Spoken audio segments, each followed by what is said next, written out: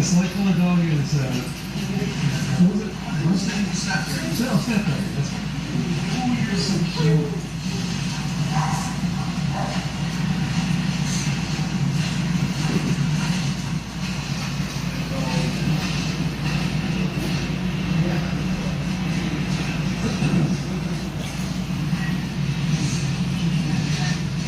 Because last thing I want is end up in hell when I die. So I need God. I love God. But I need me also some exciting, some awesome, cool things in my life that I know God is not really pleased with, but maybe He will be okay with it. It says in James chapter 4, verse 4 and verse 5.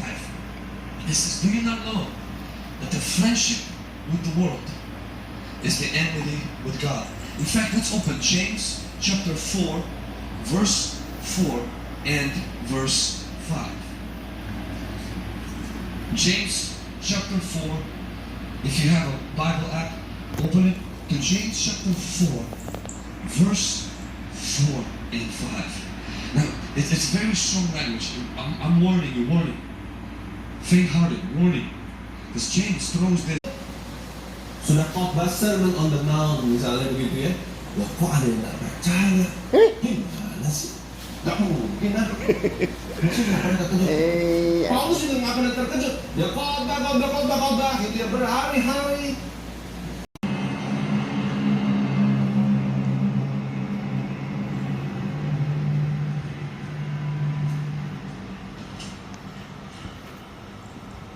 This is warning. He said,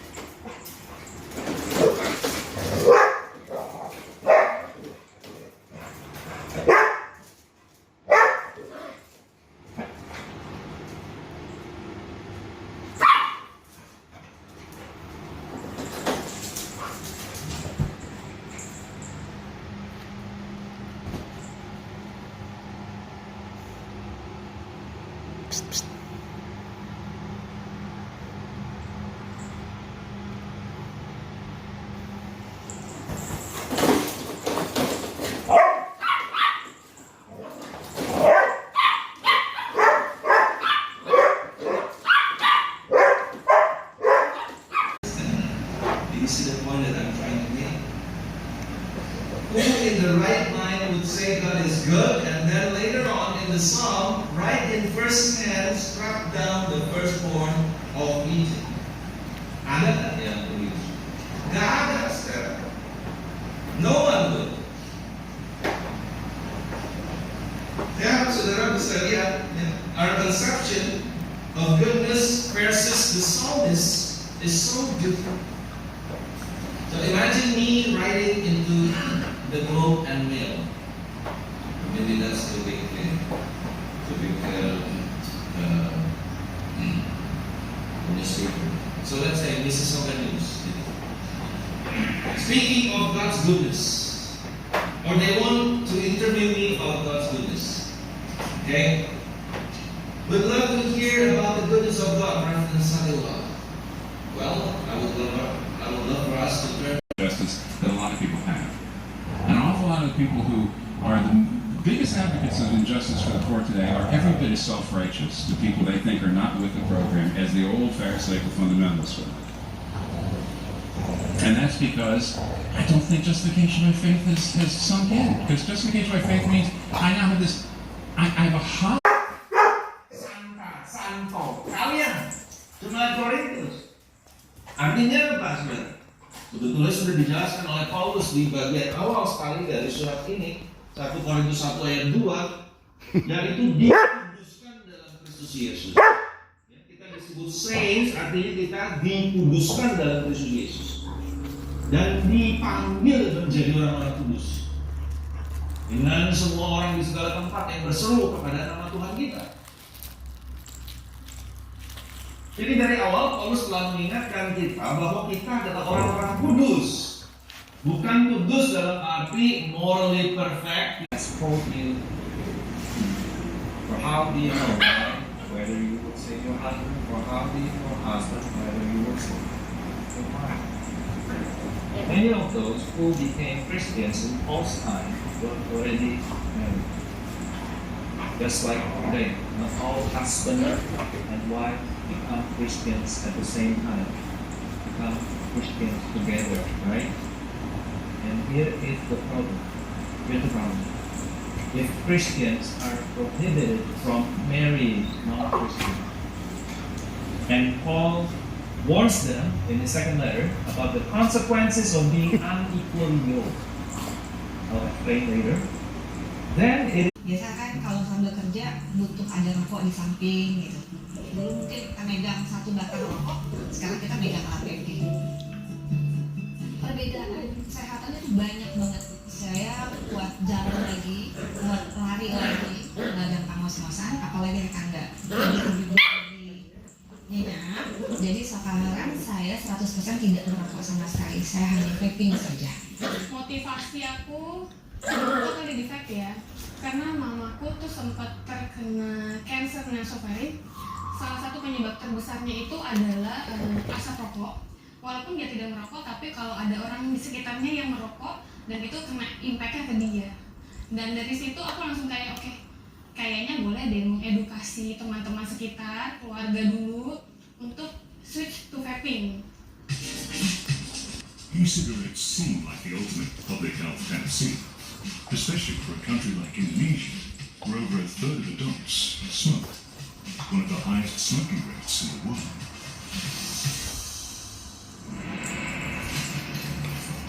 Yet around 2014, governments around the world started coming down hard on vaping, with some even going so far as to ban it.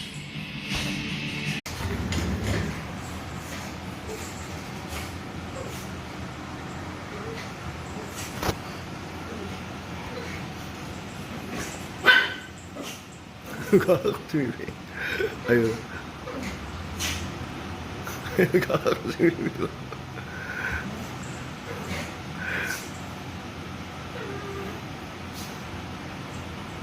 Sakitan dulu.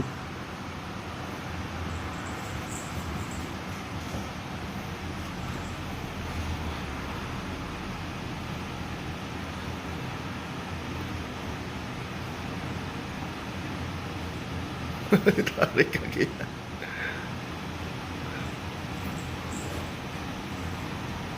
jalan terus dan makin dekat ke bulan Juli, kami memohon kiranya Engkau menolong panitia mengerjakan pekerjaan mereka dalam siapkan semua, menyediakan apa yang diperlukan, bukan berdoa dan seluruh jemaat.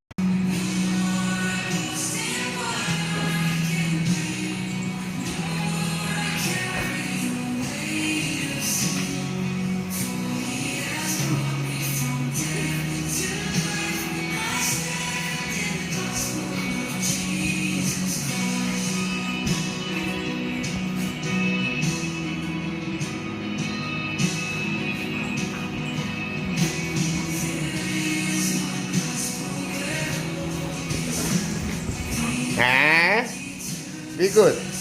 Be nice. Be nice.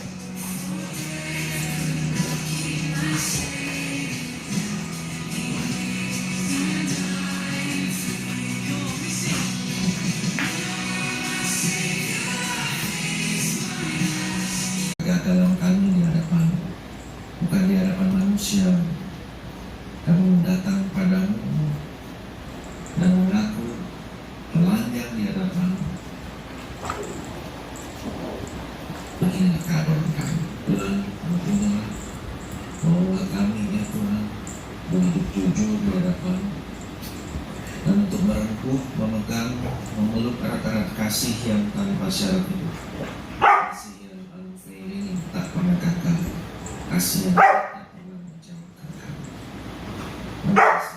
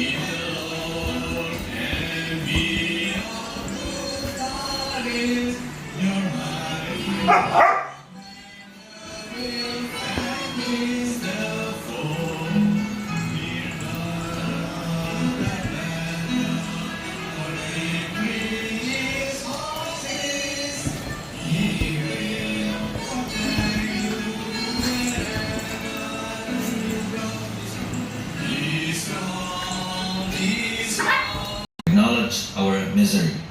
And thirdly, even though we do not deserve it, God will surely listen to our prayer because of Christ our Lord. Jadi yang ketiga, walaupun kita nggak pantas dijawab oleh Tuhan karena keberdosaan kita, Tuhan tetap akan mendengar oleh karena Kristus Yesus, bukan karena kita, oleh karena Kristus Yesus. Amin. Kira-kira sampai di sini. Bang, sorry. Saudara-saudara, kita akan memasuki masa Epifani, ya. Saudara-saudara, kita memasuki masa Epifani. Minggu ini adalah minggu Epifania pertama. Penjelmaan, God became human, ya. God became flesh. Tuhan menjadi manusia. Namun inkarnasi tidak hanya berbicara mengenai Natal atau nativity. Tidak hanya mengenai kelahiran. Inkarnasi jauh lebih besar dari itu. Dia juga berbicara mengenai visi komunikasi atau penampakan. Jadi saudara-saudara, traditionally musim ini atau masa Epifani ini dikaitkan dengan kunjungan para majus, orang majus, the Magi. Nah, dari kunjungan mereka ya ada suatu manifestasi, yaitu bahwa Yesus adalah Raja Israel yang sesungguhnya, the true King of Israel, bukan Herod. Ya, itu dari kunjungan the Magi. And then baptisan Yesus yang juga seringkali diasosiasikan dengan Epifani, baptisan Yesus. Mau dikerjain.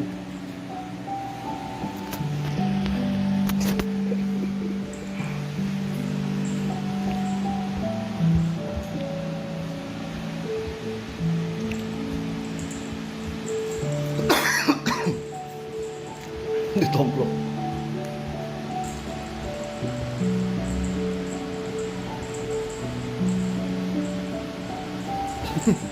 Ya tuh dia.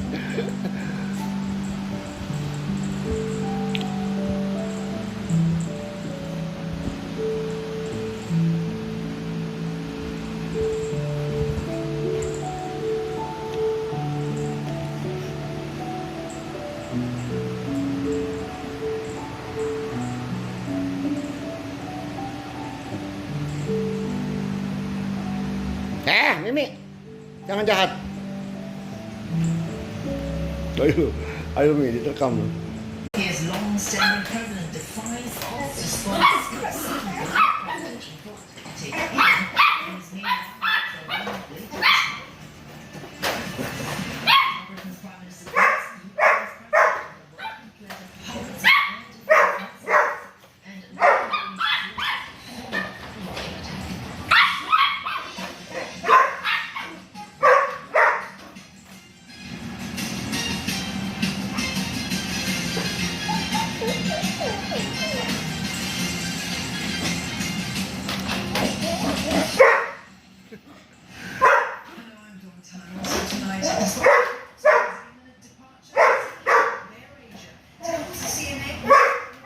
Kami berdoa.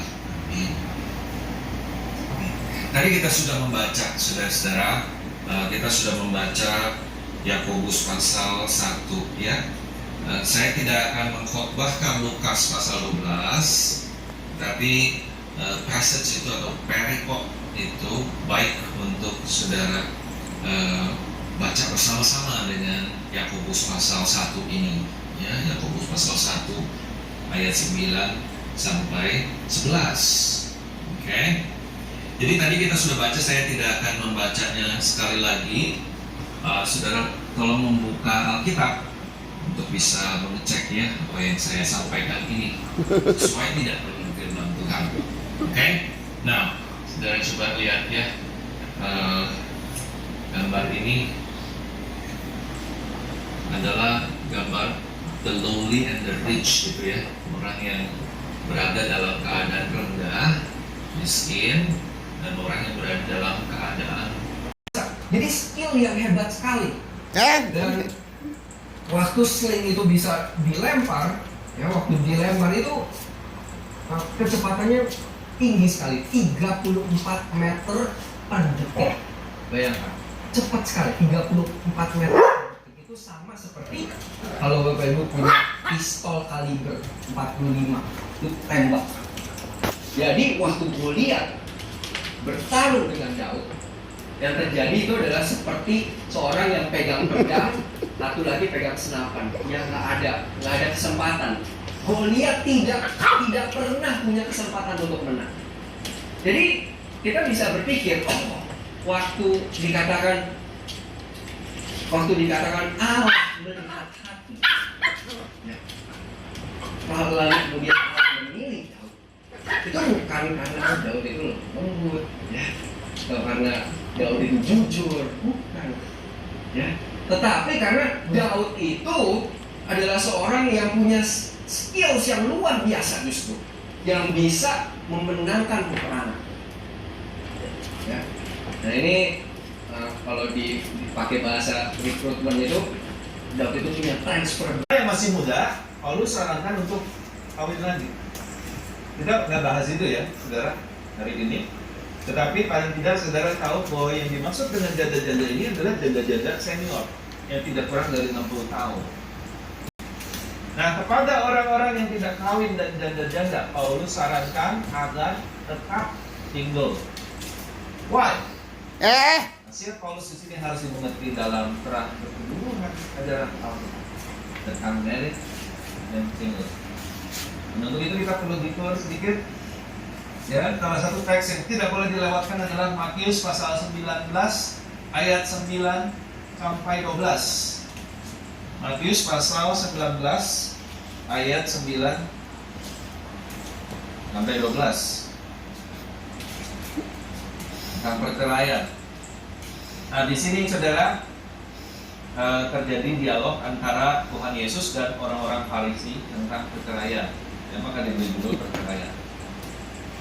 Dari pertanyaan mereka ini, pertanyaan orang-orang Farisi yang mau menjebak Tuhan Yesus, kita tahu bahwa mereka sebenarnya tidak tertarik pada moralitas perceraian. Jadi kalangan orang Farisi itu ada dua kubu. Kubu yang disebut, ya kalau gampangnya hari ini, kubu liberal dan kubu yang konservatif. Kubu yang liberal itu menganggap perceraian atas alasan apa kita boleh. Masak nggak enak, bau asin, cerai. Gitu. Ya beneran saudara. Tapi ada kubu yang ketat. Gak boleh cerai, gak boleh cerai. Kalau mau cerai mesti ada alasan yang valid.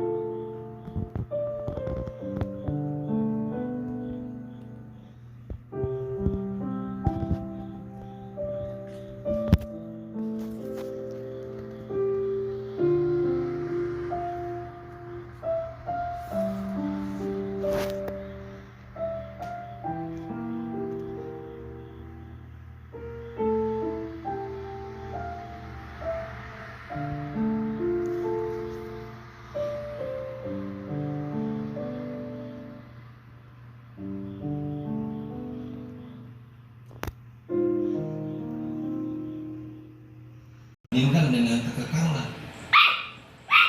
Hidup di dalam kesementaraan saja kita tidak tahu apakah tetap di atas.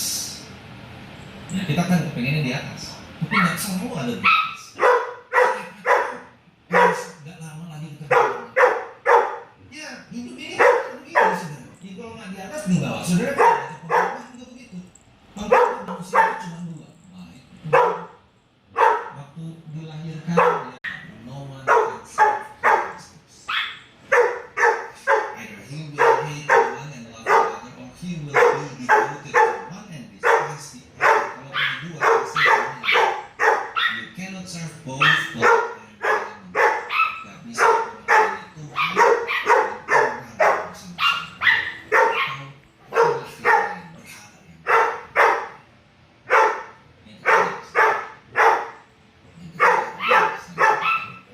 yang posisi di atas, posisi di bawah itu tidak tetap, tidak permanen. Hari ini kita di atas, besok mungkin kita di bawah. Ini ada kemiripan dengan pepatah.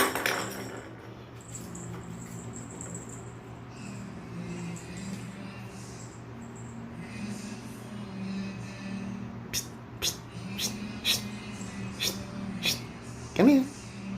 Come here.